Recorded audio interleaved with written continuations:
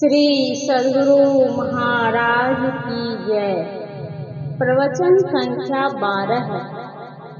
संत मत के ज्ञान से परम कल्याण। प्यारे धर्म प्रेमी सज्जनों,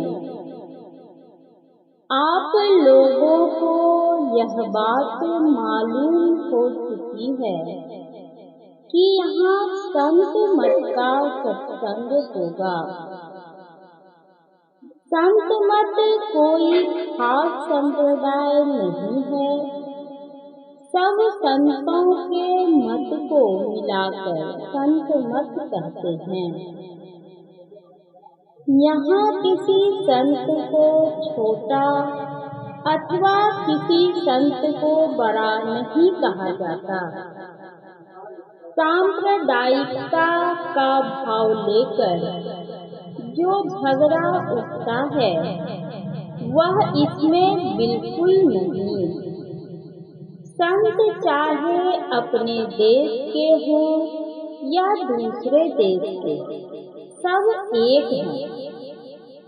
कितने ही संतों के नामों के जो पंथ या संप्रदाय सुनते हैं, पता लगाने पर ज्ञात होता है कि वे पंथ या संप्रदाय उन संतों के बनाए हुए नहीं हैं, बल्कि उनके नामों पर श्रद्धालु भक्तों ने बनाए हैं। किंतु उन संतों का सिद्धांत उनके ग्रंथों में है। मेल मिलाने से सबका एक ही मत होता है। जीवों को चाहिए कि वे सारे दुखों से छूट जाएं। दुख से छूटने तथा सुख प्राप्त करने की अभिलाषा सब जीवों को है। सुख भी वैसा कि जिस सुख से ऊब नहीं हो, आनंद ही आनंद हो। कभी अल्प सुख, कभी विशेष सुख, ऐसा भी नहीं हो। एक समान उदार सुख मिले जिसमें नित्यानंद हो। इस प्रकार के सुख को संत के अतिरिक्त दूसरे कोई पाते हैं कहा नहीं जा सकता। संत का मतलब यह नहीं कि जो घर छोड़कर रहता हो, बल्कि ऐसा कि पुत्र कलत्र वाले गृही अपने परिश्रम की कमाई से गुजर करता हो अथवा भिक्षा मांगकर भी जीविका करता हो, दोनों ही तरह के संत होते हैं। उस नित्यानंद सुख को बहुत कम लोग जानते हैं। उस सुख के अतिरिक्त दूसरा सुख वह है जो इंद्रिय और मन को सुहावे। इसी को विशेष लोग जानते हैं। किंतु जैसे दिन के बाद रात तथा रात के बाद दिन होता है, उसी प्रकार यह सुख दुख आता जाता रहता है। यह सुख वह है जिसे इंद्रियां विषय की ओर प्रेरित होकर लेती हैं। यह विषय सुख है, किंतु वह सुख जिसका वर्णन पहले हुआ, ब्रह्म पीयूष प्राप्त करने का सुख है। विषय में अनित्य आनंदप्रद सुख है तथा उसमें ब्रह्म प्राप्त करने में नित्यानंद सुख है। ब्रह्म पीयूष मधुर शीतल जो पै मन सो रस पावे, तो कत मृग जल रूप विषय कारण नितिवासर धावे। विनय पत्रिका। इसी ब्रह्म पीयूष के मिलने के सुख को प्राप्त करने के लिए संतों का आदेश है। संत घर छोड़ने के लिए नहीं कहते। पारिवारिक पालन पोषण करते हुए यह काम करो, धीरे धीरे होगा। एक एक अक्षर सीख कर विद्वान होते हैं, उसी प्रकार थोड़ा थोड़ा अभ्यास करते करते उस परम सुख को प्राप्त करेंगे। भगवान श्री कृष्ण का गीता में यह उपदेश है, पुण्यकर्ता पुरुषों को मिलने वाले स्वर्ग आदि लोकों को पाकर और वहाँ बहुत वर्षों तक निवास करके फिर यह योग भ्रष्ट पुरुष पवित्र श्रीमान लोगों के घर में जन्म लेता है अथवा बुद्धिमान योगियों के कुल में जन्म पाता है। इस प्रकार का जन्म इस लोक में बड़ा दुर्लभ है। इस प्रकार प्राप्त हुए जन्म में वह पूर्व जन्म के बुद्धि संस्कार को पाता है और हे गुरुनंदन, वह उससे भूयः अर्थात अधिक सिद्धि पाने का प्रयत्न करता है। अपने पूर्व जन्म के उस अभ्यास से ही अवश्य अर्थात अपनी इच्छा न रहने पर भी वह पूर्ण सिद्धि की ओर खींचा जाता है, जिसे योग की जिज्ञासा अर्थात जान लेने की इच्छा हो गई है, वह भी शब्द ब्रह्म के परे चला जाता है। इस प्रकार प्रयत्न पूर्वक उद्योग करते करते पापों से शुद्ध होता हुआ योगी अनेक जन्मों के अनंतर सिद्धि पाकर अंत में उत्तम गति पा लेता है। श्रीमद् भगवद गीता अध्याय 6 श्लोक 41 से 45। यह बहुत विश्वास की बात है कि स्थूल शरीर छूटता है, पर इसके अंदर रहने वाले मन बुद्धि आदि नहीं छूटते।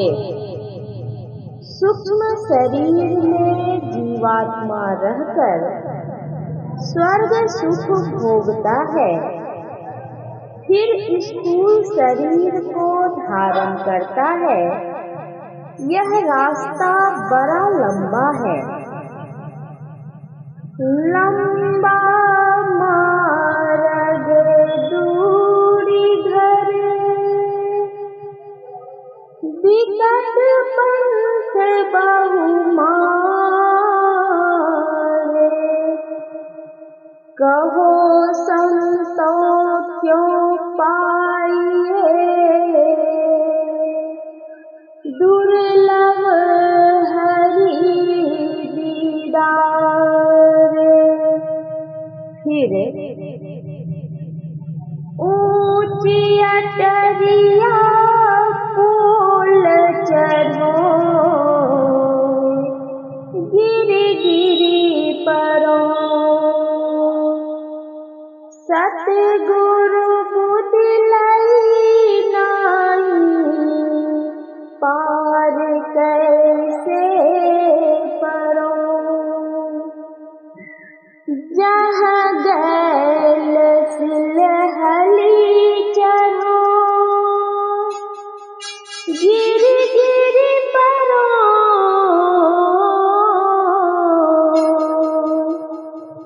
उठो सम्हारी सम्हारी, चरण आगे धरो। कबीर साहब, गिरना क्या है? सूरत का पिछड़ना। संभालते संभालते अथक परिश्रम द्वारा प्रत्याहार करते करते अवश्य धारणा होगी। जब बार बार धारणा होगी तब उसमें अवश्य गहराई आएगी। इसी को ध्यान कहते हैं। उतावलेपन के साथ यह होना संभव नहीं।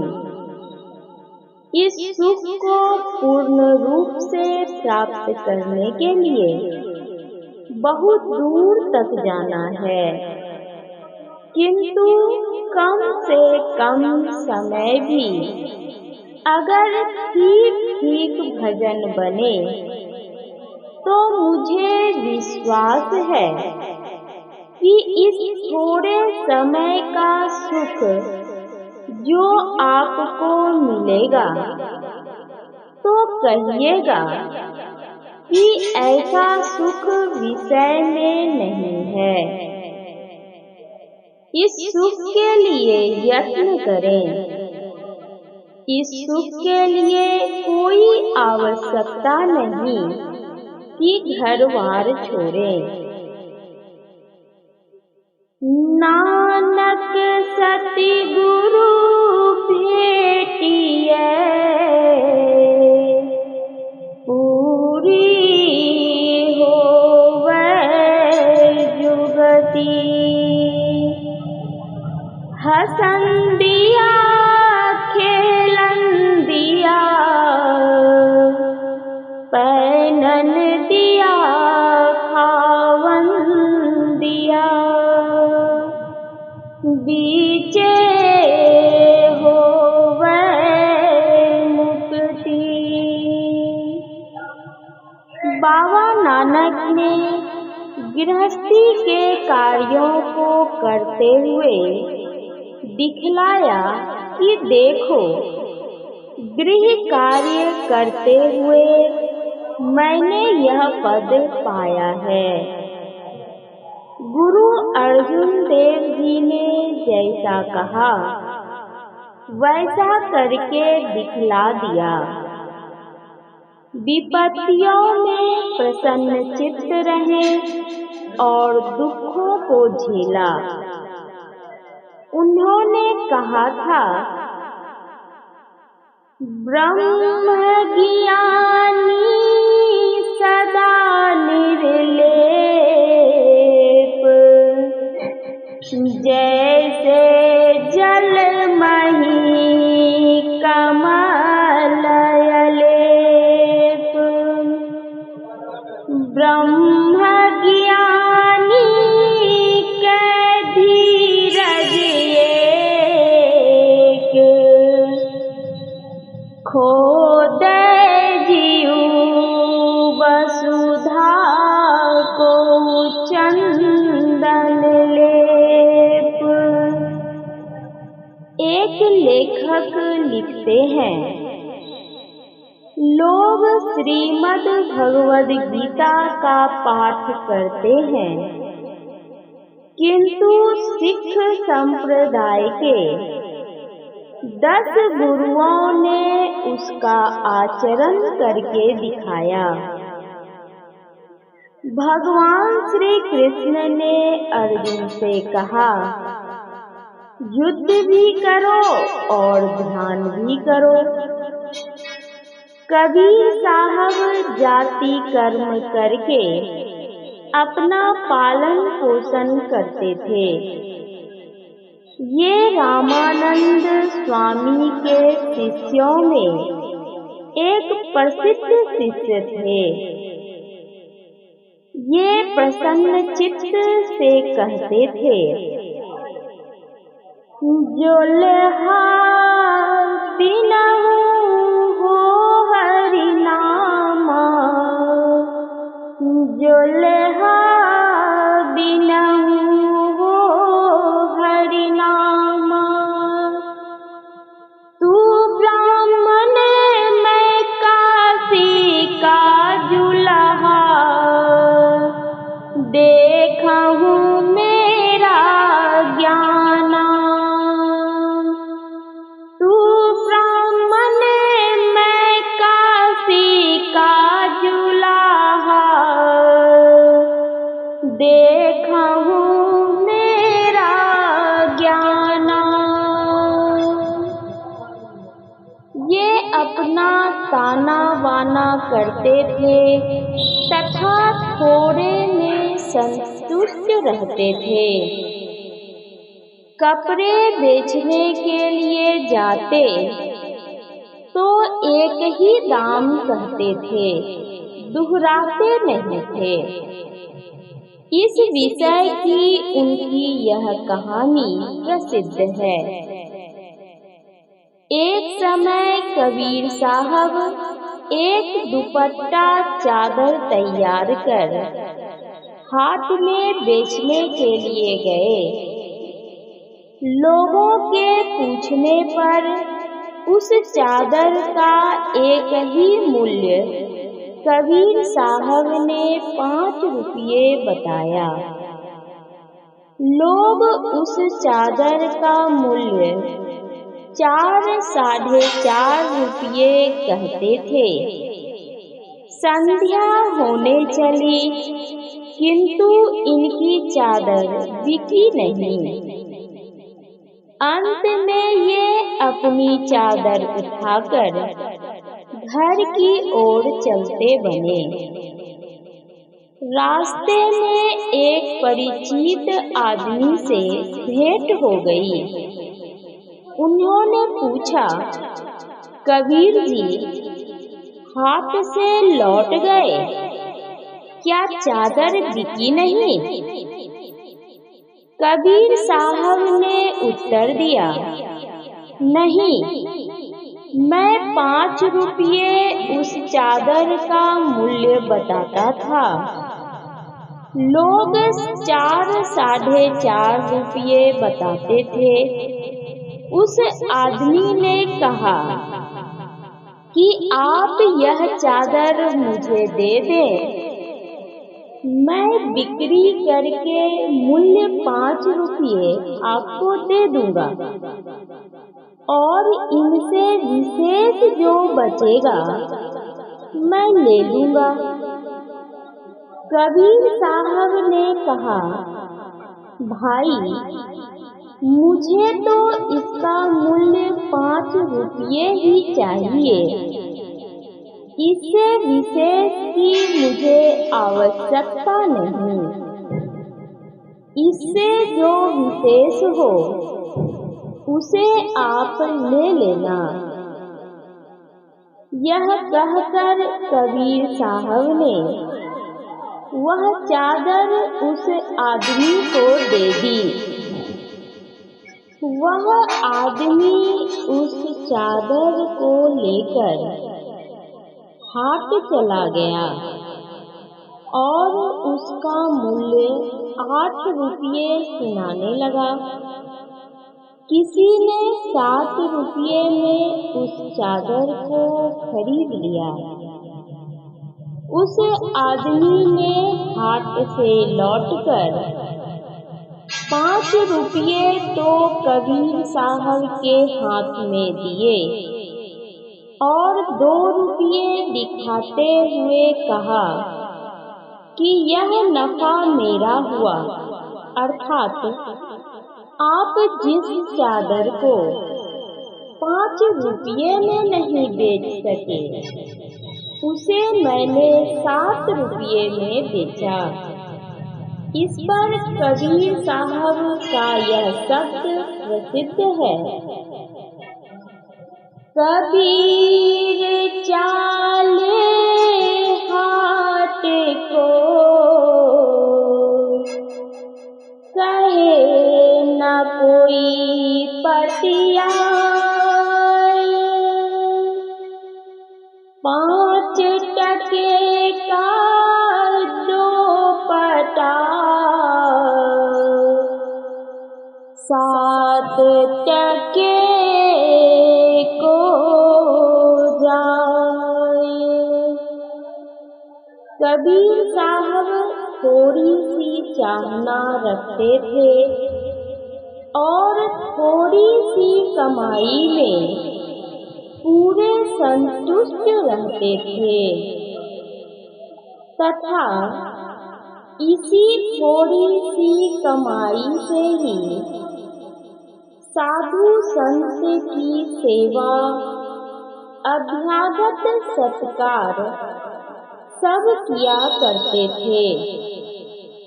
इनके दोहे से स्पष्ट विदित होता है कि ये कितने संतोषी थे। साहब इतना दीजिए जाने कुटुंब समाए, मैं भी भूखा ना रहूं, साधु न भूखा जाए। इसलिए साधक को कम इच्छा रखनी चाहिए। जो विशेष इच्छाएं रखते हैं वे एकांत चित्त होकर भजन नहीं कर सकते।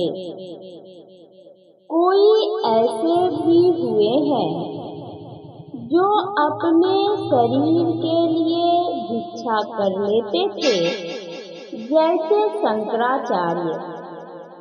भिक्षा करने वाले भी तथा अपने घर के कामों को करने वाले भी संत होते हैं। इसलिए संतों का ख्याल यह नहीं कि घर छोड़ो तब भक्त बनोगे। योगी भूपेंद्र नाथ सान्याल एक बड़े प्रसिद्ध व्यक्ति थे। बात के सिलसिले में उन्होंने मुझसे कहा, आप सन्यासी हैं, मैं गृहस्थ हूँ, इसलिए मुझसे आप अच्छे हैं। इस पर मैंने कहा, आप अच्छे हैं क्योंकि मुझे देखकर लोग समझेंगे कि सन्यासी होकर घर बार छोड़कर ही आत्म सुख मिलता है, किंतु आपको देखकर लोग यह समझेंगे कि गृहस्थ आश्रम में रहकर भी यह सुख मिलता है। आपका यह सौम्य भेष है, किंतु मेरा भयंकर। मैं स्वयं अपने विषय में कहता हूँ। एक बार भागलपुर में बाबा साहब ने मुझसे पूछने की कृपा की कि तुम अपना जीवन कैसे व्यतीत करना चाहते हो। स्वावलंबी बनकर अथवा तुलसी सिस्टम मधुकरी वृत्ति से? मैंने उत्तर दिया, तुलसी सिस्टम से।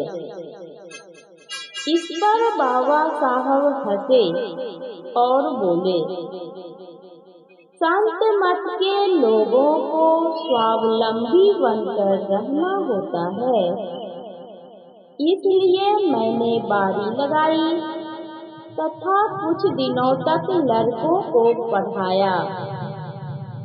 बाबा साहब के आदेशानुसार अपने पिताजी के गृह में रहने लगा, किंतु पिताजी के घर में रहने में वे कहते थे कि पिताजी का कुछ काम कर दो तब अन्न खाओ, नहीं तो खून खराब हो जाएगा।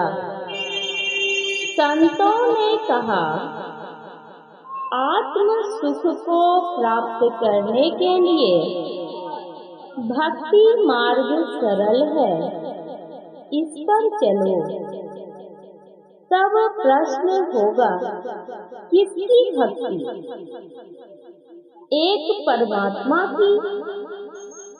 फिर प्रश्न होगा, वह ईश्वर या परमात्मा कैसा है?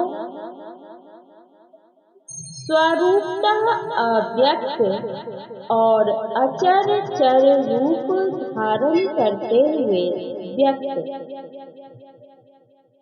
अचर चर रूप हरि सर्वगत सर्वदा, वसत इति वासना धूप दीजय। गोस्वामी तुलसीदास जी। इसलिए व्यापक तथा व्याप्य दोनों रूप परमात्मा के हैं। व्यापक रूप अव्यक्त निर्मायिक हैं, किंतु व्याप्य रूप व्यक्त तथा मायिक हैं। अभी हमारी योग्यता अव्यक्त को ग्रहण करने की नहीं है, इसलिए प्रथमावस्था में स्थूल सगुण रूप को लेकर ही भक्ति का आरंभ करें। स्थूल सगुण रूप के लिए आप किसी अवतारी रूप राम, कृष्ण, शिव आदि देवता, देवी, गुरु, पिता आदि किसी को लेकर आरंभ करें, यह संतों ने कहा है। फिर यह भाव कि एक मनुष्य का इष्ट देव त्राण कर सकते हैं, परंतु दूसरे का नहीं, ऐसा ख्याल नहीं करना चाहिए। फिर ऐसा भी ख्याल नहीं होना चाहिए कि जिस किसी व्यक्त रूप को पकड़ा है उसी को पकड़े रहें, बल्कि उस रूप में जो व्यापक है उसको भी पकड़ें। यह ख्याल भी अवश्य ही होना चाहिए। क्षेत्र, शरीर, पिंड, विश्व विराट ब्रह्मांड सब नाशवान और बदलने वाले पदार्थ हैं, अतएव क्षर हैं। और अक्षर जो नष्ट नहीं होता, स्थिर रहने वाला पदार्थ है, तथा इन दोनों क्षर अक्षर से जो बड़े हैं उसे पुरुषोत्तम कहते हैं। क्षर अक्षर दोनों को ग्रहण करके फिर पुरुषोत्तम को ग्रहण करें। इस प्रकार ईश्वर को जाने। ठीक ठीक युक्ति जानकर अभ्यास किया जाएगा तो कभी न कभी अवश्य मार्ग तय होगा, चाहे हजारों कोस का रास्ता क्यों न हो। जो चलता है घबराता नहीं है, चलने में अनवरत रूप से चलता है, चाहे धीरे धीरे ही चले, कभी न कभी निर्दिष्ट स्थान पर अवश्य पहुंचेगा। इसके लिए कछुए और खरहे की कथा प्रसिद्ध है। किसी जंगल में एक खरहा रहता था। समीप ही तालाब में एक कछुआ भी रहता था। एक दिन दोनों में परस्पर भेंट हुई और दोनों ने उस जंगल को पार करने की बाजी लगाई। दोनों नियमित समय पर जंगल को पार करने के लिए अपनी अपनी चाल से चल पड़े। खरहा छलांग मारता हुआ बहुत आगे बढ़ गया और पीछे पलटकर देखता है तो कछुए का कहीं पता नहीं है। खरहा मन में सोचने लगा, भला कछुआ कब मुझसे आगे बढ़ सकता है। अच्छा, कुछ देर इसी झाड़ी में आराम कर लूं, फिर छलांग मारता हुआ जंगल को पार कर जाऊंगा। यह स्वाभाविक बात है कि चलते चलते बैठने पर लेटने की तथा लेटने से सोने की इच्छा होती है। ठीक इसी तरह खरहे की हालत हुई। वह आराम करना चाहता था, लेट गया और प्रगाढ़ निद्रा में सो गया।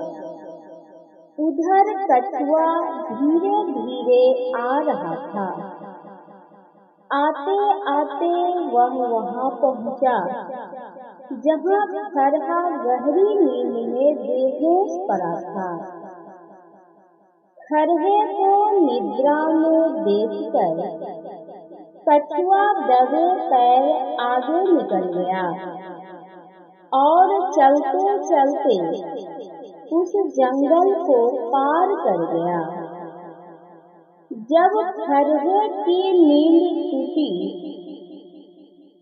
तब उसने चलना आरंभ किया और चौकड़ी भरता हुआ जंगल को पार करने पर वह देखता है कि कछुआ पहले से ही वहां बैठा हुआ है।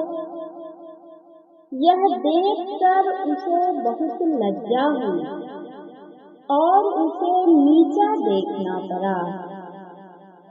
अंग्रेजी की एक छोटी सी किताब में मैंने पढ़ा था, slow and speedy wins the race, अर्थात धीरे ही हो किंतु जो अनवरत रूप से चलता है उसी की जीत होती है। नचिकेता को यम ने यही उपदेश दिया था। हे नचिकेता, यह आत्मदर्शन, यह तत्व ज्ञान बहुत ही कठिन विषय है।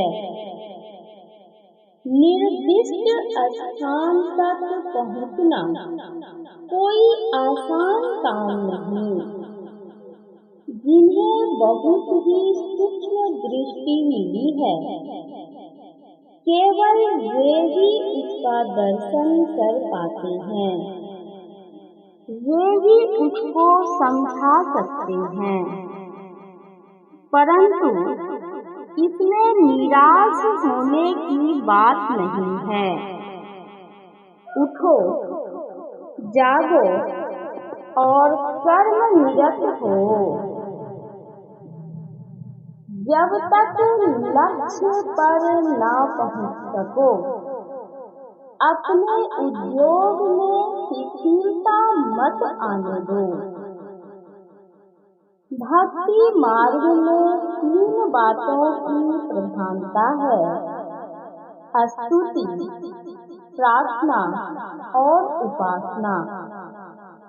ये तीनों भक्ति मार्ग में अनिवार्य रूप से रहती हैं। इन तीनों में किसी एक को निकाल लेने से भक्ति अधूरी हो जाती है। स्तुति कहते हैं गुणगान करने, बड़ाई करने को। इसमें श्रद्धा होती है। राम कृपा बिनु सुनु खगराई,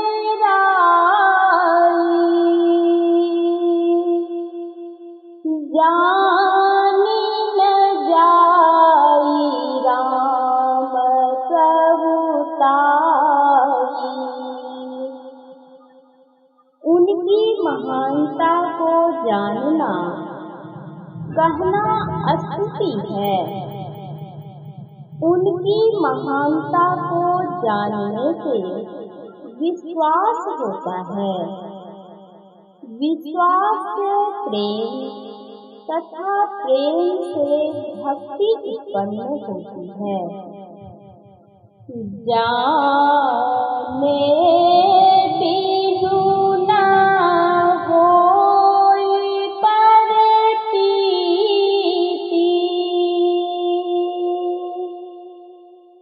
बिनु परतीति होई नहीं प्रीति।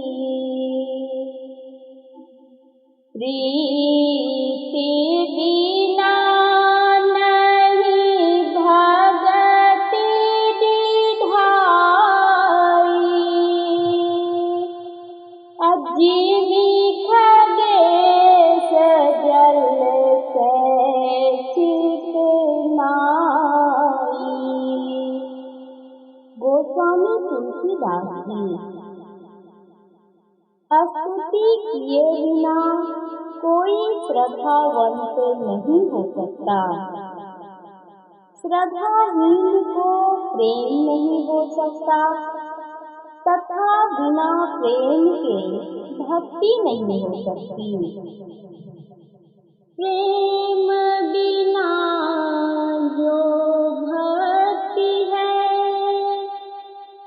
सो निज बिंब विचार। उद्र भरन के कारणे जन्म गवायो सार। कबीर साहब। प्रार्थना क्या है? मांग है। संसार के जितने जन हैं, सब कुछ न कुछ अपनी मांग अवश्य ही रखते हैं। जो कुछ नहीं मांगते वे ही पूरे संत हैं। मांगने के लिए जाओ तो उस विशेष प्रभु से क्या मांगोगे? भगवान श्री राम नारद जी को वर मांगने के लिए कहते हैं तो नारद जी कहते हैं जो दीजिए। फिर कहते हैं आपका नाम सब नामों से बड़ा हो, इसलिए जो मांगना हो विचार कर मांगना चाहिए। जो सुख सुरपुर नरक गेहवन, आवत भी नहीं बोलाए। तेहि सुख कह बहु जतन करत नर, समुझत नहीं समुझाए। कोई पशु पक्षी पुत्र धन घर आदि के लिए किसी से याचना नहीं करता। पाँव फाटी पग राधया, जागे जीवा जून। सब काहू को देत है, चोच समाना चून। परमात्मा जो चीज स्वयं देता है, उससे फिर वही धन पुत्र आदि मांगने की क्या आवश्यकता है। ऐसी दीवानी दुनिया, भक्ति भाव नहीं बूझेगी। कोई आवे तो बेटा मांगे, यही गुसाई दीजेगी। कोई आवे दुख का मारा, हम पर कृपा कीजेगी। कोई आवे तो दौलत मांगे, भेंट रुपया लीजेगी। कोई करावे ब्याह सगाई, सुनत गोसाई रीझेगी। साचे का कोई गाहक नाही, झूठे जगत पतीजेगी।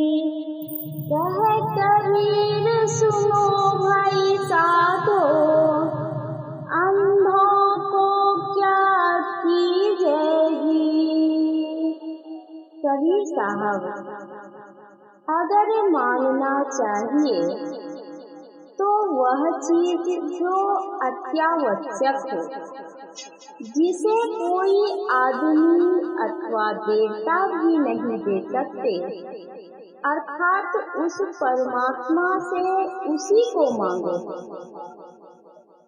प्रभुता को सब कोई भजे, प्रभु को भजे न कोई। कह कबीर प्रभु को भजे, प्रभुता चेरी होई। कबीर साहब, कोई देवता ईश्वर की प्राप्ति नहीं करा दे सकते। देव दनुज मुनि नाग मनुज सब, माया विवश विचारे।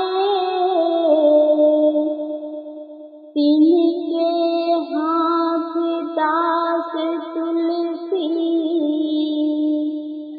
प्रभु कहा अपून पौहारे। गोस्वामी तुलसीदास जी। उपासना का अर्थ होता है नजदीक आसन। यही परमात्मा की उपासना है। जिस कर्म के द्वारा परमात्मा की समीपता प्राप्त हो, उसे उपासना कहते हैं। पूजा पाठ, जप और ध्यान ही उपासना है। मानस जप और मानस ध्यान से स्थूल में एकाग्रता होती है। जप में भी उत्तम जप वह है जो जपते हैं केवल वही ख्याल रहे। ध्यान तो वह है, ध्यानम निर्विषयम मनः। थोड़ा भी ध्यान बनता है तो उसमें बड़ा आनंद मिलता है।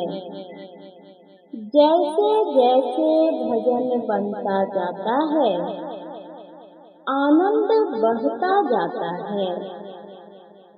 कबीर साहब कहते हैं, भजन में होत आनंद आनंद।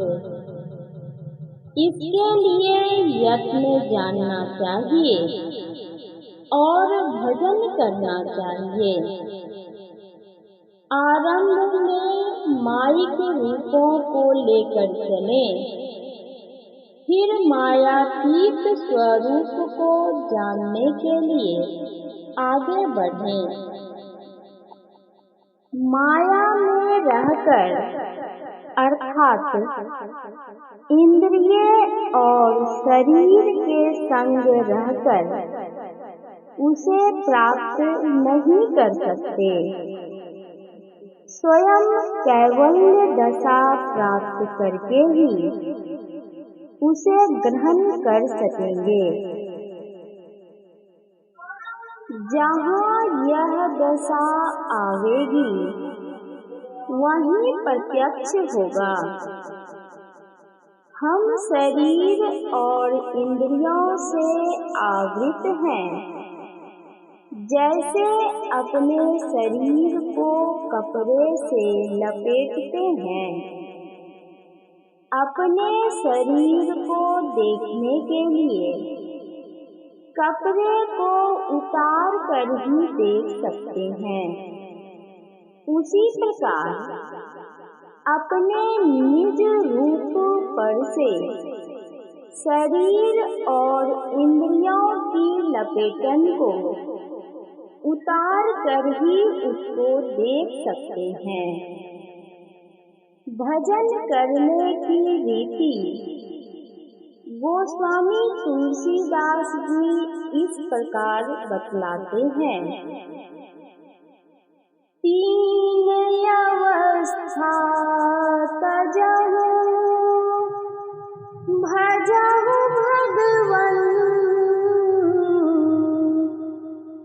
मन क्रम वचन अगोचर,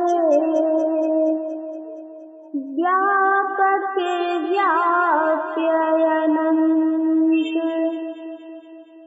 तीन अवस्था अर्थात जागृत, स्वप्न और सुषुप्ति, इन तीनों अवस्थाओं को पार करो तब क्या होगा? चौथी अवस्था आवेगी जिसे तूर्य कहते हैं। गोस्वामी तुलसीदास जी इसी तूर्य अवस्था में रहकर ध्यान भजन करने कहते हैं। जो इस अवस्था को प्राप्त नहीं करता तथा इस अवस्था से भी आगे तुर्यातीत अवस्था को नहीं प्राप्त करता, उसके लिए परमात्मा स्वरूप अप्राप्त ही रहेगा। तीन अवस्थाओं को छोड़कर भजन करना ही असली उपासना है। श्रवण बिना धुनि सुनै, नयन बिनु रूप निहारै, रसना बिनु उच्चरै प्रशंसा बहु विस्तारै नृत्य चरण बिनु करे हस्त बिनु ताल बजावे अंग बिना मिलि संग बहुत आनंद बढ़ावे बिनु शीस नवै जहाँ सेव्य को सेवक भाव लिए रहे मिली परमात्म सो आत्मा पराभक्ति सुंदर कहे।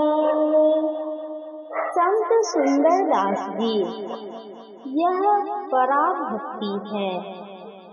इस भक्ति में बिना कान के शब्द सुनते हैं, बिना आँख के रूप देखते हैं, बिना जिह्वा के उच्चारण करते हैं, बिना पैर के नृत्य करते हैं, बिना हाथ के ताल बजाते हैं और शरीर रहित होकर संग होते हैं। इसमें बहुत आनंद होता है। अपने सेव्य को बिना सिर के नवते हैं आदि ये बातें बड़ी विचित्र मालूम होती होंगी, किंतु विचारने पर ये बातें ठीक ठीक जचती हैं। आप कौन हैं? आपका निज स्वरूप यही है। शरीरम शरीरेश बनव अस्तेश व्यवस्थितम् महान्तं विभुमात्मानं मत्वा धीरो न सोचति। कठ द्वितीय वल्ली अध्याय 1 श्लोक 22। आप शरीर में शरीर रहित तथा अनित्यों में नित्य हैं। शरीरों स्थूल सूक्ष्म कारण तथा महाकारण रूप पुर्तों को हटाकर आप अकेले हो जाइए, तब उसको परमात्मा को कहीं खोजना नहीं पड़ेगा। इसलिए जिस उपाय से हो अपने ऊपर के इन सब आवरणों को उतारिए, तभी कल्याण है। इसके बिना कल्याण नहीं। हम लोग चाहते हैं कि इस कर्म में शीघ्र सफलता मिले, तुरंत कैवल्य दशा प्राप्त कर परमात्मा का साक्षात्कार कर ले। यह इच्छा तो बहुत अच्छी है, किंतु यह तो विचारिए कि कोई विद्यार्थी विद्यालय में भर्ती होने पर तुरंत ही सब विद्याओं को सीख लेता है।